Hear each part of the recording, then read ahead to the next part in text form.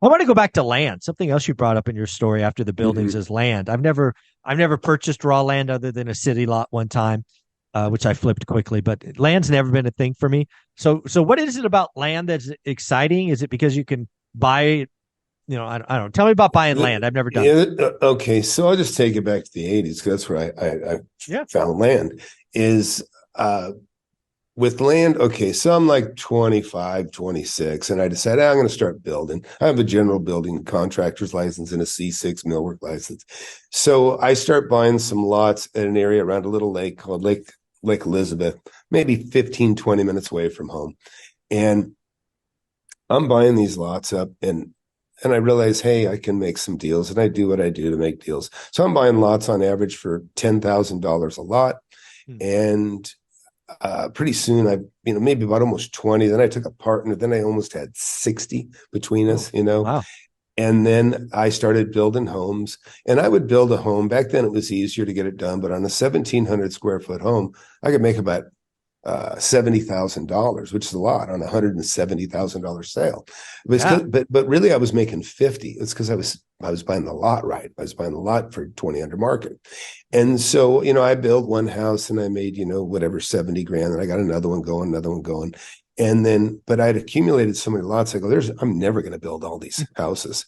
So I put the properties back on the market, and not all, but a lot of them. And I sold 3 lots in 1 month and I made 60 grand. And I Mm. probably didn't have 2 or 3 hours time in it. So I thought, you know what? Do I want to make 60 grand in 6 hours or do I Right. want to make 60 grand or 70 grand in 6 months? Right. And so that was a big one. This is individual lots, buildable Sure. lots, like any community. And so I started flipping those. And like say, when I reference this book here, I'd buy a lot for 10 grand. I might put 2 grand and they'd carry 8. And then when I'd sell it for 10 grand, clear out the note. I'd take a note for 20, Mm. have 200 a month coming in. Yeah. Uh, but it's a double-edged sword. I had someone I'd let them assume the first and I'd carry a note on the second. And so pretty soon I had $10,000 a month coming in. And that was between a big sale where one time I got a property for 140, and 3 weeks later I had it sold for 520. So Oh, that's geez.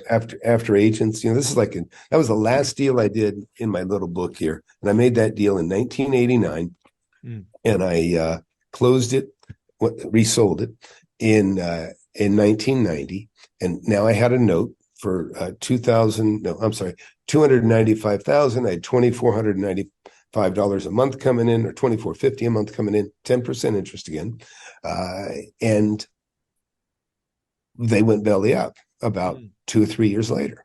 But I still resold the note and recaptured 200 grand cash. But notes can go bad, and people need Yeah. to know that if you're in the land game.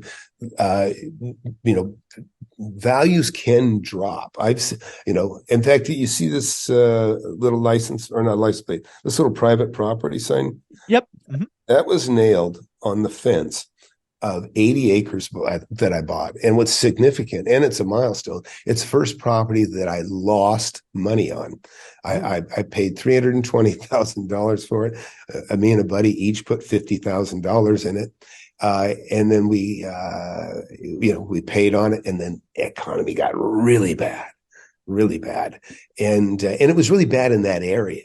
And that's the Right. other thing we should talk about is it can be bad in one area, but not so bad in another. Yeah.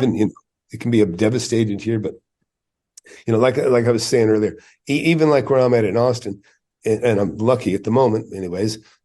The values here have only dropped about 2.2% from last year. Okay. 7 point drop since in the next town over, and they go Uh, down a little bit, and the loss gets further and further away when you get from this city, but it's because uh, the city's healthy. right. So anyways. Yeah.